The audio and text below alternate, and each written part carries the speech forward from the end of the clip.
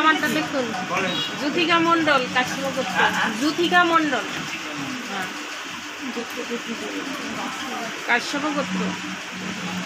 আমি আসলো না।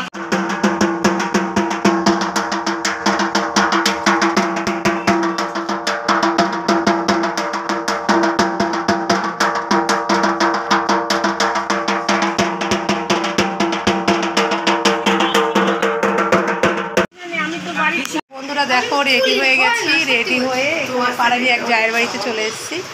তো আজকে বিপত্তারিণী পুজো, শনিবার মানে লাস্টের পুজোটা করছি।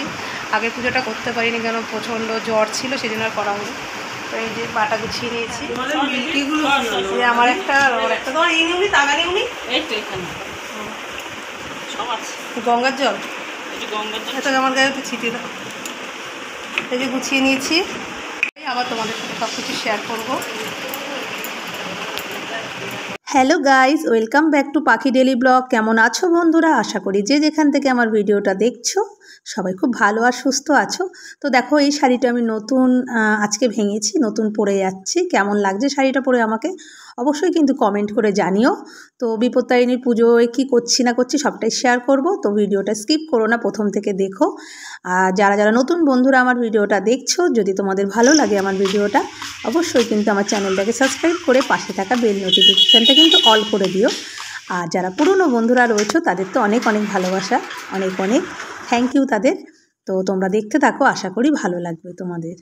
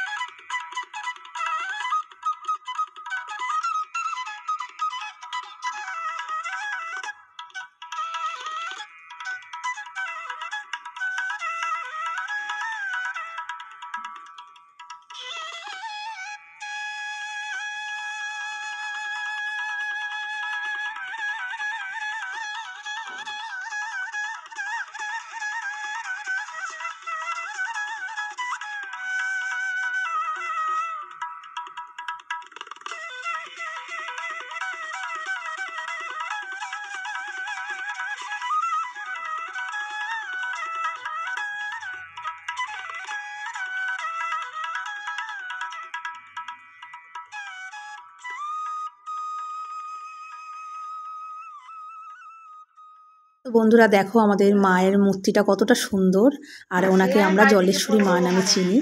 এই যে পেছনে যে কচুরিপানা দেখা যাচ্ছে, এটা হচ্ছে আরামঘাটা। এখান থেকেই ওনাকে পাওয়া গেছে এই জলের মধ্যে, তাই ওনার নাম হচ্ছে জলেশ্বরী মা। আর যারা যারা রেগুলার আমার ভিডিও দেখো তারা হয়তো জানো, এর আগের বছর আমি বিপত্তারিণীর ব্লগে আমি শেয়ার করেছিলাম এই জলেশ্বরী মায়ের সম্বন্ধে, এই আরামঘাটা সম্বন্ধে। তোমরা দেখো ভিডিওটা, আশা করি তোমাদের ভালো লাগবে। তো দেখো, এবার আমরা এই যে উনি হচ্ছে আমাদের পুরোহিত মশাই, তো আমরা এবারে এক এক করে সবাই অঞ্জলি দেব। তো তোমরা দেখতে থাকো, আশা করি ভালো লাগবে তোমাদের। ভালো লাগলে ভালো ভালো কমেন্ট করো, শেয়ার করে দিও। যারা যারা ফেসবুক পেজ থেকে আমার ভিডিওটা দেখছো, তোমাদের অনুরোধ রইল আমার পেজটাকে ফলো করে দেওয়া। হ্যাঁ,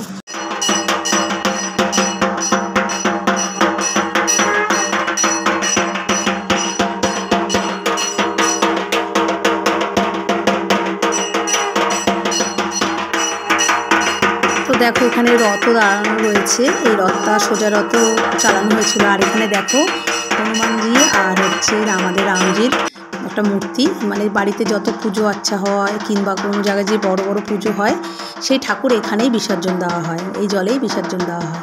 তো সেই জন্য ওখানে রাখা রয়েছে মূর্তি দুটো, দেখো তাই তোমাদের সাথে একটু দেখিয়ে দিলাম। অনেকটাই বড় মূর্তিটা।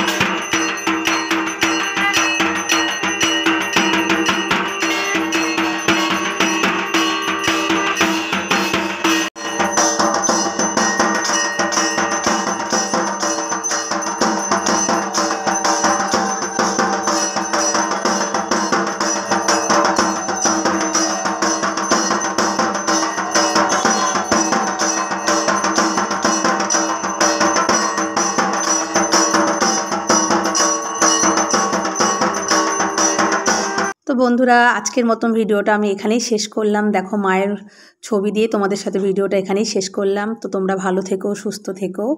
আর ভিডিওটা খুব বেশি বড় করলাম না।